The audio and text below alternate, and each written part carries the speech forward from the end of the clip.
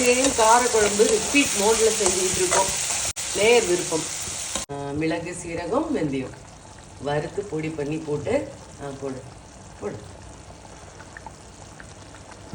Repeat மோடில் வந்து இந்த கத்திரிக்காய் குழம்பு ஓடிக்கிட்டு இருக்கு.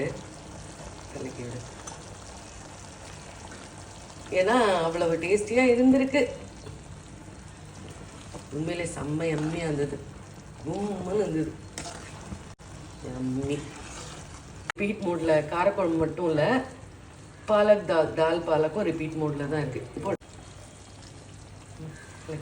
ஆமாம், லைட்டாக தண்ணி இருக்கு.